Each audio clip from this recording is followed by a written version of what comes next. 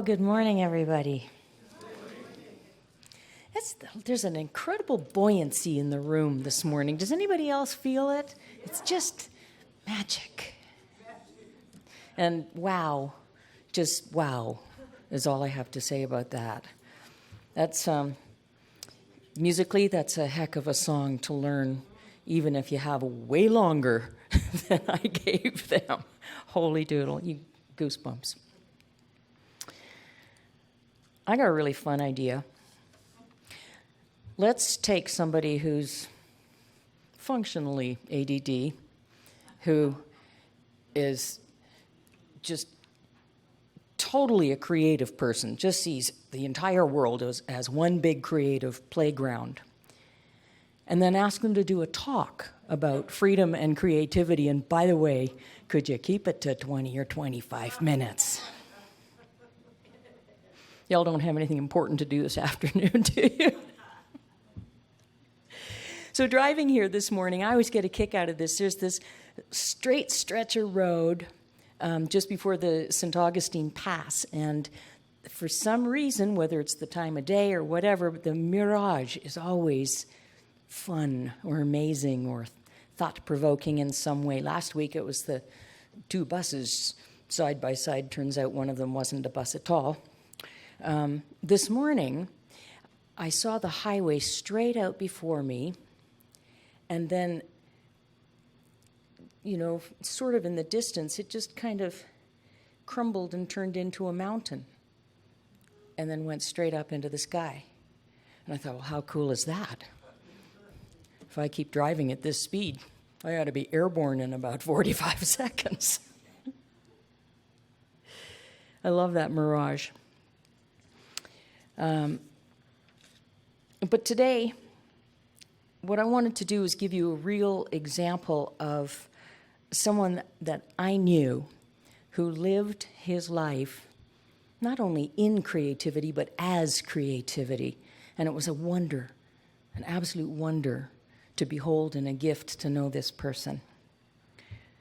He seemed to understand what it means to seamlessly flow through, I of myself can do nothing, 'tis the Father who doeth the work.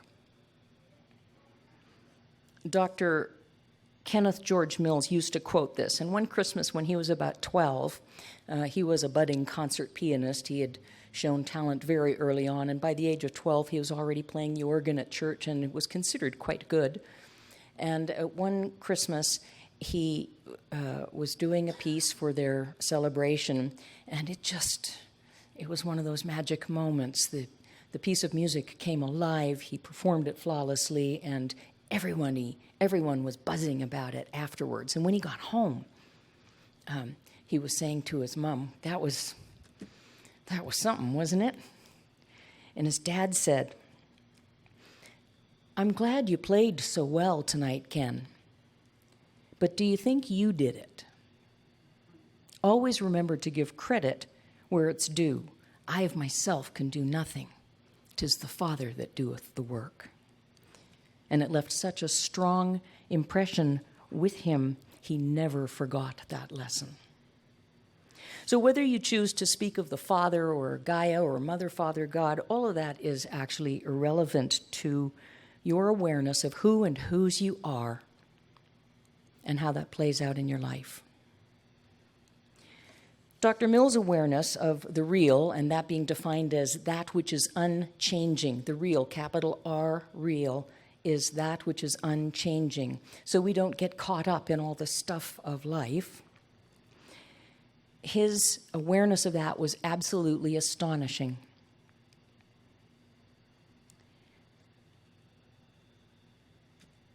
I know I've spoken of him many times. He had a tremendous impact on my life. But his creative output was bar none. He was a haute couture designer, a philosopher, a speaker, a writer, a painter. He would suddenly walk up to somebody and just take their jaw and go, and all of a sudden they'd go, wow, I haven't been able to open my jaw for 20 years. Thanks. What did you do?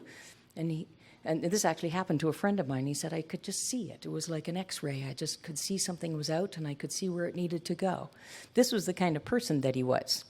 And if you knew him, you could feel comfortable with the evidence of that.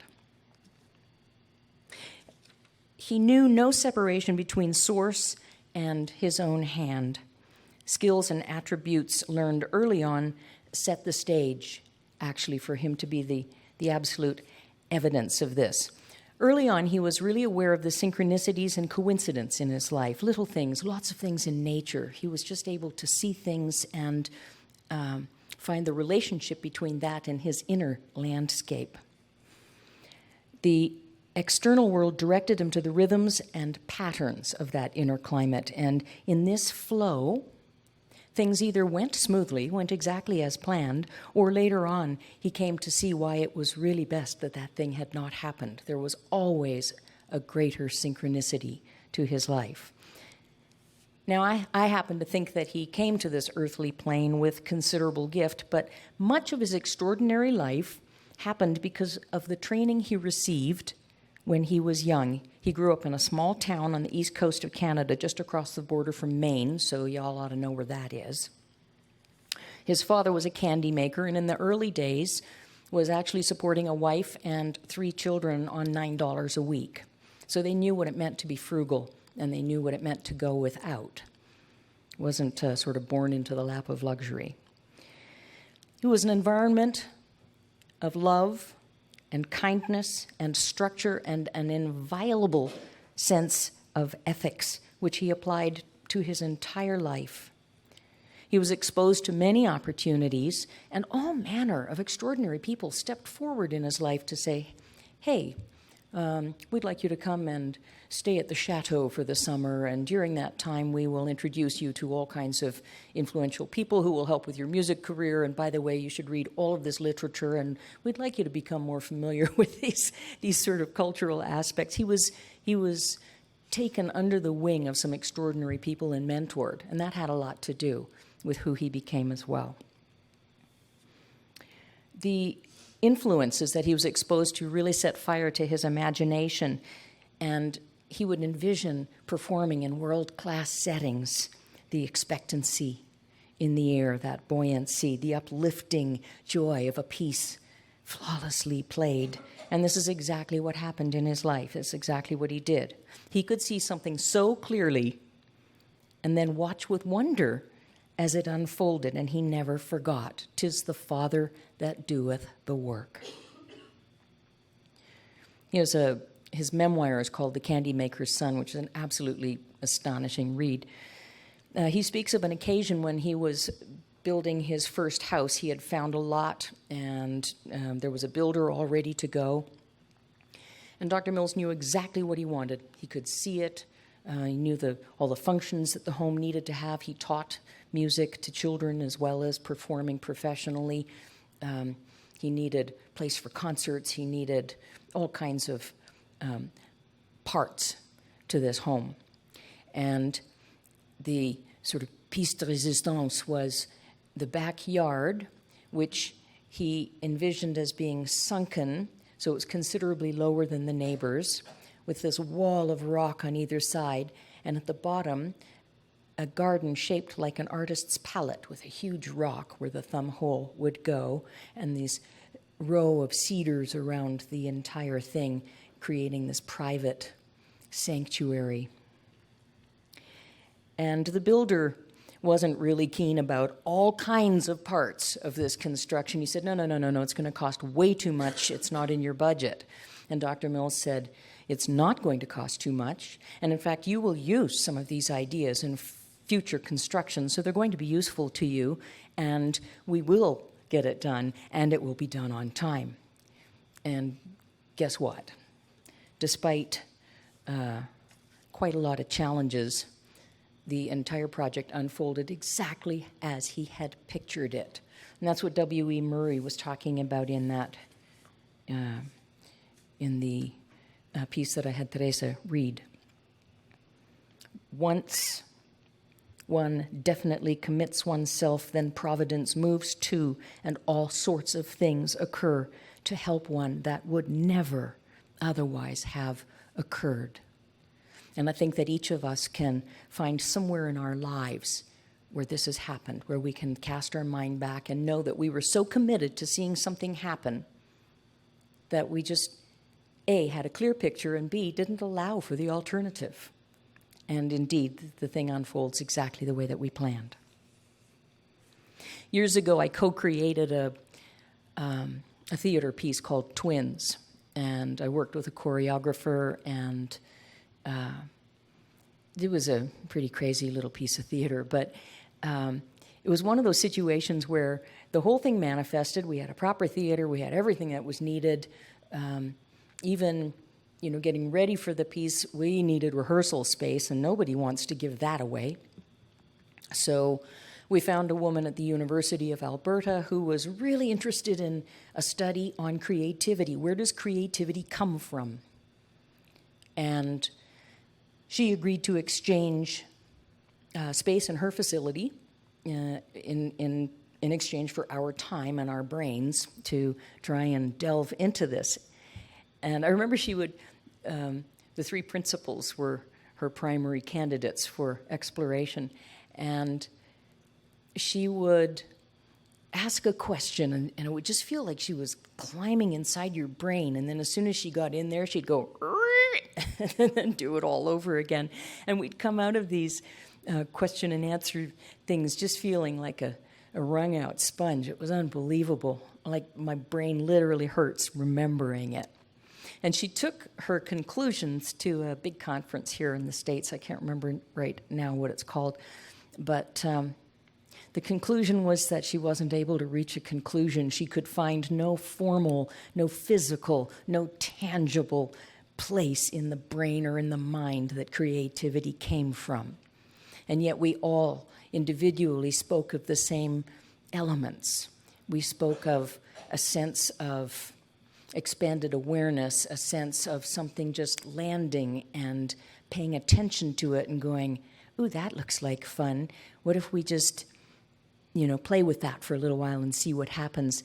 And all these different elements to having a creative thought and then starting to glue pieces to the idea until it took enough form to begin to take action steps to do the thing. It was really a remarkable experience.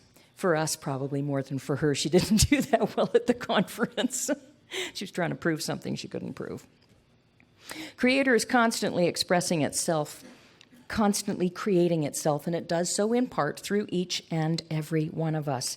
Every cell, every atom is moving and expanding and changing, and the transformations they undergo will be in part a product of their environment or of the climate in which they live according to their level of attainment.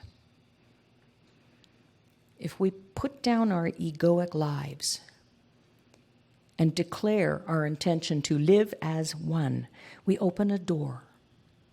We set in motion a path to living intentionally, choosing love and light over ego and choosing to unfold into the limitless creative potential of the entire universe. Drink that in. Do you really believe anywhere in your physical being and anywhere in your mind that you have the unlimited potential of the entire universe, cosmos, whatever, the biggest thing you can't imagine, at your disposal? Once we declare this intention, or the intention to do the thing, things will start to bubble up. Old ideas will find themselves living in an environment that no longer sustains them. We've created a new climate, and now things that don't fit that climate are no longer able to rest comfortably, and they will bubble up and ask to be released to their native nothingness. And this is really important to know. When we're triggered, we're experiencing some form of memory that's attaching itself to the current situation, and it's generating emotions. And we have to observe this, and we have to practice discernment. Once, quite a number of years ago now, I misinvested $100,000, and by misinvest, I mean I basically handed it over to a crook. And at the time, I had money in the bank, but I wasn't really living in gratitude for it, and I didn't really believe I deserved it. I'd earned it. I'd made the money, but somehow I didn't think it was mine. So I was madly trying to find ways to expand this thing, and mostly I was just mad as a hatter. I had several investments at that time, in fact, that went sideways, so even though I was good at making money, I wasn't good at holding on to it. So what's up with that, dog? Well, not all that long ago, subsequent to that, I have to tell you, the remaining money that I had, I was scared to invest because I clearly sucked at it. And so it just stayed in my bank and then kind of dwindled away as life went on, and I traveled around the world and had a whole lot of fun. Between those two things, I'm not sure who's the bigger crook, actually. Not all that long ago, though, I was doing some prayer work around this issue, this area of my life, and because it still bothers me, it showed up from time to time. Wow, I had intuition that said, don't do it, and I did it anyway. So what was the driver? What was motivating me to do this thing? And then a memory surfaced. When I was growing up, we didn't have a lot of money. I wore a lot of my brother's hand-me-downs, and I, for climbing trees and hanging out in the forest, that was okay. But once I got to high school, I wanted my own winter coat. I wanted a girl coat. I wanted a coat that I liked. So my mom took me shopping, and I found it. I have to tell you, it was brown pig skin, and it had like 3/4 length with a full skirt and really wide cuffs and a big wide collar, and I loved that coat. I really wanted it. And it was $180, which was nothing short of a king's ransom 100 years ago. But I pleaded, and I told all the lies that seemed like they might do the job of actually getting it. I promise I'll do this, and I promise I'll do that. And my mom buckled and bought the coat. And I remember still the tightness across her brow and the tension in her face while she paid for it, because she was paying for it with money she didn't have. The coat was not particularly warm. It was a pigskin coat with a thin lining. Windproof, but not all that warm. And not Canada warm. And every time I wore that darn coat, I felt guilty. I could just see that look on my mom's face, and I felt guilty. And it just went ping. And I realized the connection between that feeling of wearing that abundance and feeling bad to my seeming inability to hang on to my abundance. And now I feel like that game has changed already by virtue of that single awareness. So let's all watch how that unfolds. If one is to believe we are spiritual beings having a human experience, then that is to believe that we have choice about that experience. And if one is to believe that change can happen through prayer, conscious contact with the divine, then that is to believe that whoever or whatever we are, we must have some connection with some kind of magic. Something spiritual, something ethereal, something beyond our physical senses. So if I add those ideas together that we're spiritual beings with the ability to choose and create our experience in part through prayer, the affirmation and clarity for the mind. When we see a positive outcome from that prayer, and remember, everything is a prayer. Everything going on up here is a prayer. Then we have to say we co-created it. We had a thought. We projected that thought through the matrix of whatever belief system we carry, and the outcome occurred. Period. End discussion. That is creative being. We are creating our experience, and I've started looking at in the last few years a little more deeply. And I think that in the last year or so, something's actually really shifted for me. I find that I'm doing all kinds of things I never thought before I could. I never believed that I could be an artist, not a real one. I always wanted to speak, but I didn't think that was going to happen. I wanted to do expressive dance. When I was a kid, I really wanted to be a dancer. But I just didn't believe that I was going to be any good at these things. So a few weeks ago, I just started doing this expressive dance. Now you have to appreciate I'm not tremendously limber, and my balance is a little funny from time to time, but I thought, who cares? Who said that expressive dance means you have to be able to bend over backwards and lick the soles of your own feet? I just realized if I could shed the part of me that thinks I'm Liliane and simply allow something else to come through me, something else to motivate the movement in my body, then that should satisfy as expressive dance. That's what I'm doing, is I'm feeling and expressing. And I have to tell you, it was wonderful. I danced up a storm in my son's apartment when he was at work, when I was visiting in Canada. I felt like I was made of air, moving to the merest zephyr, billions of adamantine particles, all moving in harmony with the sound of the cosmos. It was awesome. And I don't know what it was like to look at, but darn, it felt good. And as long as I didn't go back into my head and identify with my false perception of myself, I had this amazing balance and fluidity that I don't normally possess, and I do have the bruises to prove that. But as soon as I had this self-awareness, this little part of my brain said, dang, I'm good. I fell over. The spell was broken, and I started consciously trying, okay, left foot should go here. No, that didn't work. I started thinking about this movement, this shift over the last couple of years into doing all these things that I've always, my heart has wanted to do, this, soul has craved this creative activity, this creative being, this creative way of living, but parts of my brain kept getting in the way. And then I remembered, every thought is a prayer, and prayer, intentionally and decisively given, will have effect. And I remembered a moment a couple of years ago when I was at a low point, one of those middle-of-the-night events, and I just set the intention to release whatever it was that was blocking me. I said, I'm done with this. I remember saying it, I'm done with this. Whatever is blocking me, whatever is making me feel like I'm not in flow and not able to do the things that I crave, that I want to do, I no longer have any use for you. I do not house you. I do not consider you. I release you back to your native nothingness. Just bugger off, as my mother would have said.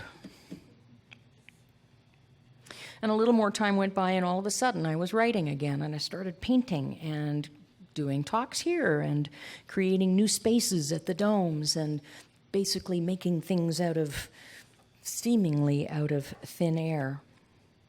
And I've begun to look at myself as a bona fide artist. My husband supports my endeavors. That's huge. All by itself, I attracted into my life somebody who says, wow, I love that you can do that. Do some more. Okay, I'd like to, thank you. And I feel like I'm better at creating across the board now. I'm a better cook. I make all kind of craft. I've had health issues corrected. When I see negative thought, I observe it and then correct the thinking. Doesn't mean I always spot it, but when I see it, I observe it. I correct the thinking. I know that I'm not those thoughts. So I create a more interesting idea, declare victory, and move on. And, I don't think for a moment that I'm as evolved as someone like Dr. Mills. But honestly, inside I have to ask why. Why do I think that? If it is the Father that doeth the work, then where am I in this equation? Do we honestly look at ourselves this way? Do we really put down that ego of I'm just a lowly human and get on with the business of being the fullness of our being in flow, in the stream. Something's been calling me my whole life, asking me to be creative. How I cook and refinish furniture and generally how I see the world is a creative endeavor. And I struggle a little to live in that state all the time because I like it. I'd like to be there all the time. But my work has been to try and balance that with the practicality of living on planet Earth. And I haven't always been that good at it. But as I grow into this idea, I think that maybe that's just another aspect of creative being. It's like being in a video game. I'm in this game. Here's the rules. Now go practice the game until you can win it. So what's winning? For me, through the matrix of my belief, it's to expand into the fullness of my being and do all those things that my heart, my soul craves. And I'm wired to do that through expressing creatively. It's fun. And remember that part where we're supposed to live in joy and have a little fun on this planet? Perhaps for someone else it means to start a new business and employ a lot of people and make a lot of money. And yet others are wired for different kinds of success. This isn't about what success means. It's about what it means to you. And the thread of all of that is to keep our awareness in being authentic so that we can live as new, creative being. With every passing second, what has gone before does not exist. There it goes again. It cannot. And what we create in each moment is the product of our thoughts and beliefs and the emotions that ignite them, and then our actions. If an idea pops into your head, then either act on it or put it down and move on to something else because someone else will do it. Ideas are not generated in our minds. They already exist in the totality of allness. Everything is already there. We simply tune into them and decide whether or not to give them a home. And if we're not living intentionally, living in awareness, then we do it by default. An old idea sits and festers and affects everything that comes after it. Years ago, when my boys were very little, they met Dr. Mills, and one of them asked, "What did you mean?" And I mean, he was like 6. And he said, "What did you mean when you said, how can you think as old and be as new?" And Dr. Mills, who just loved working with the children, he had a huge heart and was a very kind man. He said, "Imagine you go to school and you put an apple in your pocket because you're going to eat it at lunchtime. But then you're playing a game and you forget about it. And several days later, you're getting ready for school and you think, gosh, I'd like to take an apple. And you go to put it in your pocket, but you can't because there's an old one still in there and it might have gone a little bit rotten by then. You see, you have to get rid of the bad apple before you can put in a fresh one." I thought what a charming way that was to explain a concept that we all work very hard to embody to a child. I know that when I'm present and being authentic, creativity abounds because every second is brand new and full of pure potential. And all I have to do is listen for that creative impulse and then start taking action. Put one foot in front of the other.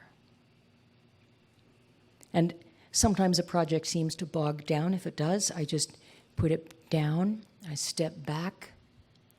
I look at it for a while until the image of what I'm heading for gets clear again. And when it's clear, I pick it up again and finish it. And then all of a sudden, it's done. Better than I imagined. And it really is some kind of magic.